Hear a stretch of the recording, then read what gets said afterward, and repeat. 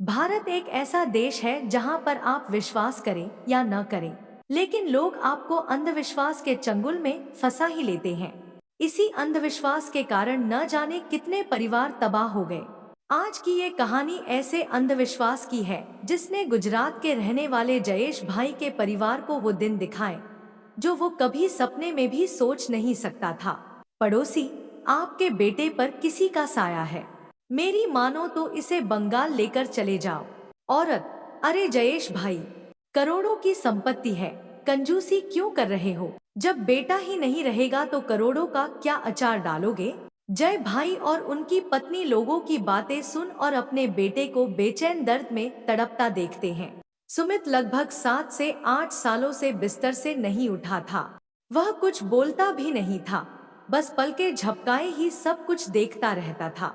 जवान बेटा उस पर बीमारी की ऐसी मार कि जयेश भाई के घर में खुशियों ने आना ही छोड़ दिया था। जयेश, बड़े से बड़े अस्पताल में सुमित का इलाज करा लिया पर हमारा सुमित ठीक ही नहीं होता।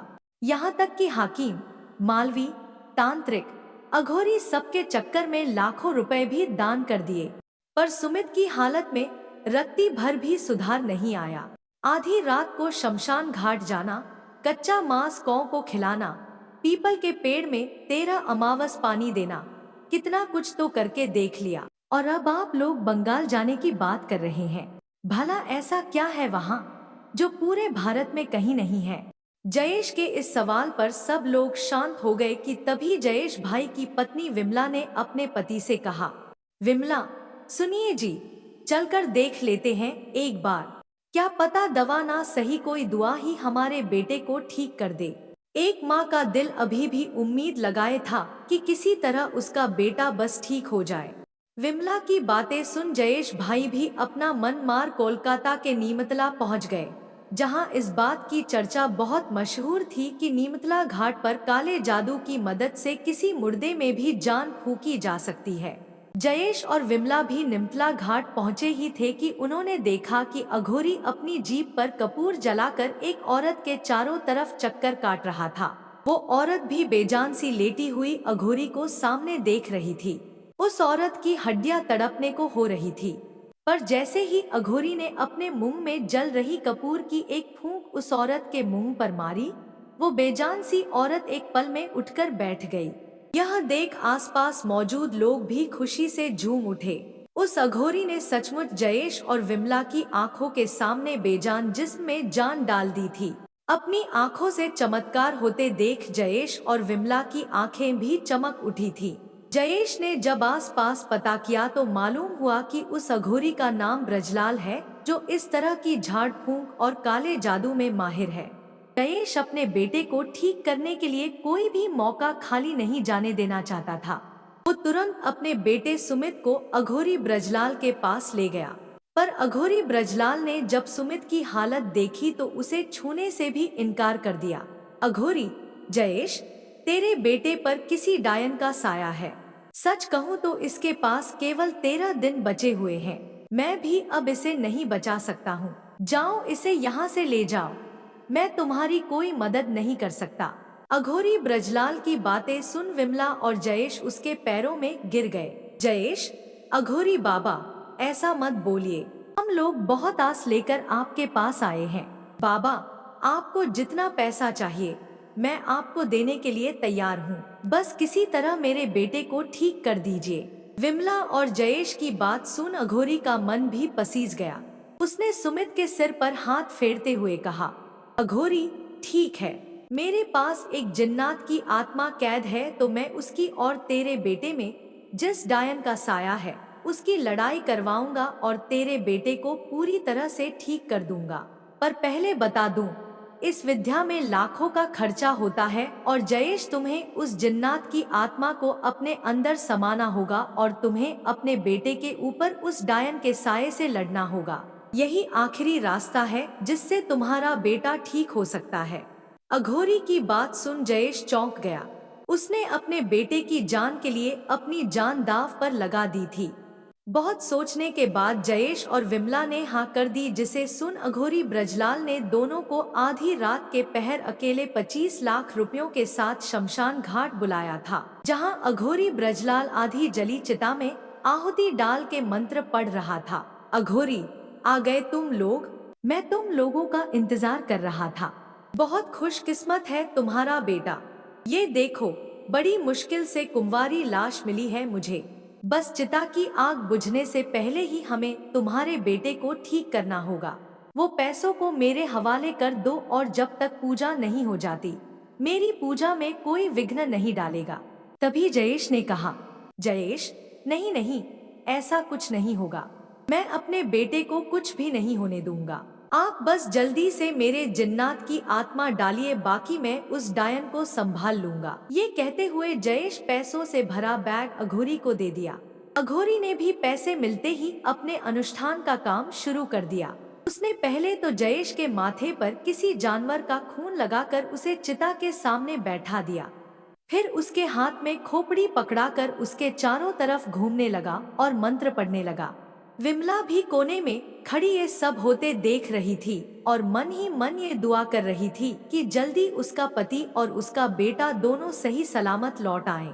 घोरी के मंत्र उच्चारण करते ही चिता की आग की लपटें काली हो गई। उसके आसपास काले साए मंडराने लगे, जो सुमित के जिस्म के आसपास घूम रहे थे। अगले ही पल अघोरी ब्रजलाल ने चिता से आग का टुकड़ा उठाकर जयेश की जीभ पर रख दिया और तुरंत ही उसका मुंह बंद कर दिया, ताकि जयेश की तड़पने की चीख सुन कोई उसकी पूजा में विघ्न न डाले। तुरंत ही अघोरी ब्रजलाल ने एक छोटी सी बोतल निकालकर जयेश को देते हुए कहा, घोरी, मदिरा देते हुए, ले पी जयेश इसे, इसमें जिन्नात की आत्मा कैद है। पीते ही ये आत्मा तेरे अंदर आ जाएगी और फिर तू अपने बेटे के अंदर छिपी डायन को भी देख पाएगा और उससे लड़ भी पाएगा। ढकती आग को अपनी जीभ पर रख जयेश की जीभ पूरी तरह से जल चुकी थी। वो इस वक्त जिस दर्द से गुजर रहा था वो तो सिर्फ वही जानता था। अपने बेटे को ठीक करने के लिए इस दर्द को भी वह खुशी खुशी बर्दाश्त कर गया। पूरी ब्रजलाल के कहे अनुसार जिन्नात की आत्मा वाली बोतल भी एक घूंट में पी गया। इतनी कड़वी थी मानो जैसे किसी ने उसे करेला पीसकर मिलाया हो। बोतल खत्म होते ही जयेश की आंखें लाल हो गई। अघोरी, वाह मेरे जिन्नात, देख मैंने तेरे लिए कितना अच्छा शरीर ढूंढ निकाला है। चल अब शुरू हो जा और जल्दी से मेरा काम कर दे। अघोरी ब्रजलाल के कहते ही जयेश जोर जोर से हंसने लगा। उसकी हंसी में एक अजीब किस्म का दर्द था। विमला ने भी जब जयेश की हंसी सुनी तो उसे विश्वास हो गया कि उसके पति के अंदर जिन्नात की आत्मा आ गई है और जल्दी उसका बेटा भी ठीक हो जाएगा। वो बेचारी तो आंखें बंद कर बस सबकी सलामती की दुआ करने लगी, पर असल में तो जयेश अपने आपे से बाहर हो चुका था। अघोरी ब्रजलाल ने जयेश के हाथों में खंजर पकड़ाकर उसे अपने बेटे के पास खड़ा कर दिया और जयेश से बोला, अघोरी, अपने बेटे के शरीर के अंदर छिपी डायन से बात कर और उससे बोल कि अगर उसने शरीर नहीं छोड़ा तो तू ये शरीर ही हमेशा हमेशा के लिए खत्म कर देगा। जयेश ने भी अघोरी ब्रजलाल की बात मान अपने बेटे के पास जाकर उससे अघोरी ब्रजलाल का कहा कहने लगा। इस वक्त जयेश का मुंह धंधकते कोयले की वजह से खून से लबालब भर चुका था। जयेश का बेटा सुमित पहले की तरह ही बेजान लेटा हुआ अपने पापा को देख रहा था। अपने पापा को इतना दर्द बर्दाश्त करते देख उसकी आंख से आंसू थम नहीं रहे थे। जयेश, बोल, डायन सुमित का शरीर छोड़ती है या नहीं? नहीं तो मैं सुमित का शरीर ही हमेशा हमेशा के लिए खत्म कर दूंगा। बोल जल्दी, डायन बोल। जयेश नशे में मदहोश खूंखार जानवर बन चुका था। उसे इस वक्त ये भी समझ नहीं आ रहा था कि उसके सामने जो बेजान जिस्म पड़ा है उसका खून उसका बेटा सुमित है। जयेश के इतनी बार पूछने पर भी जब सुमित का कोई जवाब नहीं आया तो जयेश ने अपने हाथ में लिए खंजर से अपने बेटे सुमित का जिस्म चीर डाला। यह देख विमला के पैरों तले जमीन खिसक गई। वो चीखते हुए जयेश के पास ही आ रही थी कि तभी अघोरी ब्रजलाल ने उसे पकड़ते हुए बोला, घोरी, रुक जा पगली, अभी मेरी पूजा पूरी नहीं हुई है।